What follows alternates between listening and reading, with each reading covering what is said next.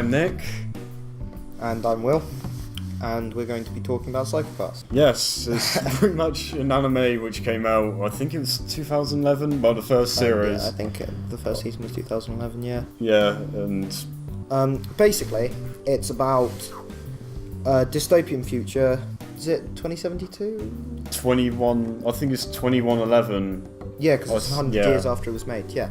2111, in which Tokyo is ruled effectively by a system called the Sybil system, which records people's mental profiles and predicts how likely they are to make crimes, what their job in life will be, and things like that. People who are dubbed latent criminals, or criminals from birth, are taken into the police force to be used as things called enforcers, which... Oh, some of them are. Well, some of them are, yeah. Some of them are just left in prison. And the enforcers are there to do the police's dirty work so they don't become latent criminals themselves. And then there are detectives who obviously work as pre-crime, basically. The story follows Akane Tsunemori, who is a new detective joining the 1st Division, and the story plays out from there. I don't really remember hugely what happens in the first episode. The first episode is pretty much...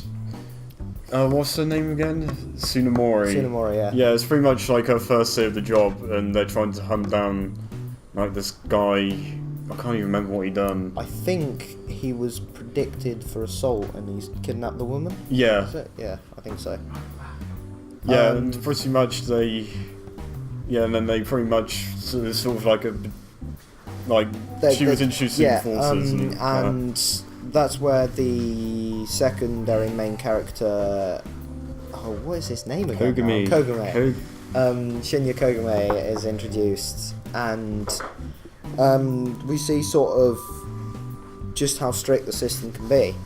From there, they go through a series of crimes, which are pretty gruesome, to be honest, some of them.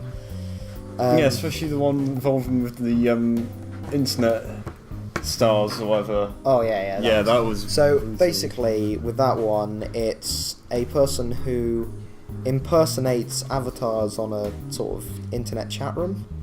And they impersonate it, then they murder the person who actually was the owner of the avatar. And I believe they cut them up and flush the body bits down the toilet, wasn't it? It's because like the civil system or whatever, there was some sort of thing where they couldn't monitor toilets or something. Eventually, though, it turns out that all of the attacks are being perpetrated by what is his name now? Some guy with like white hair. Well, yeah, that guy with white hair who cannot be picked up by the Sybil system, and he uses this skill to murder people. This then progresses as they have to fight and hunt this person who can't be killed by the Dominators, which is a special weapon used by the police, which kills people whose psychopathes have clouded or become bad enough past a certain point. Yeah, there's sort of like a whole entire sort of moral sort of thing as well, I'd say, where there's sort of like, should Tsunemori sort of go with the civil system or sort of break it, and like with when, like, bit of spoiler, but she's like one of her friends gets murdered by the guy with the white hair, and Ollie's just crying in the background, so I just ruined it for him. But oh wow, you should have watched it. We will say now that this video wasn't intended to be spoiler free. Oh wow, I broke it.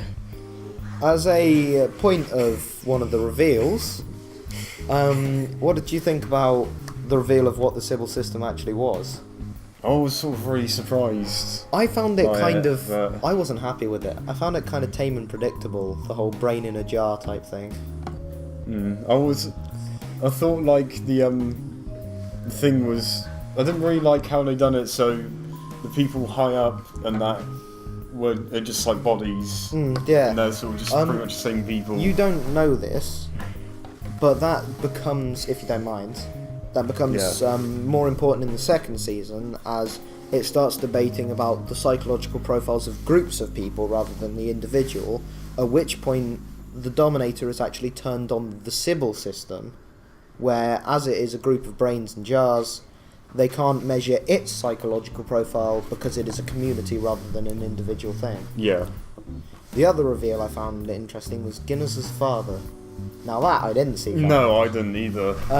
It was. I really liked how they revealed it as well. Sort of, it was hinted at, and then when Pops and Guinness have that heart to heart. Yeah, it's like go talk to your father, and then he dies just afterwards. Oh, that was. I actually thought I nearly cried. I can't say I cried went for that days. far, I was literally in the corner. It crying. definitely No, I hurt. wasn't. Definitely hurt. Yeah. Overall, though, I would definitely recommend watching Psycho-Pass. It was a really enjoyable series and really well written, I think. Yeah, I recommend it as well. I'm usually not a big fan of animes, but Will recommended it to me, and I thought it was really good. Or at least the first series was. The second series I wouldn't say is as good, but if you're gonna watch it, I wouldn't say not watch it. Basically, it does add to the story a lot. And then they're also doing. Well, they've made the film, and apparently it's going to be dubbed. Exactly when it's going to be, I don't know yet, though. At some point in the future. At some point in the future. But yeah, that was our quick talk on Psycho-Pass. Yeah, thanks for watching.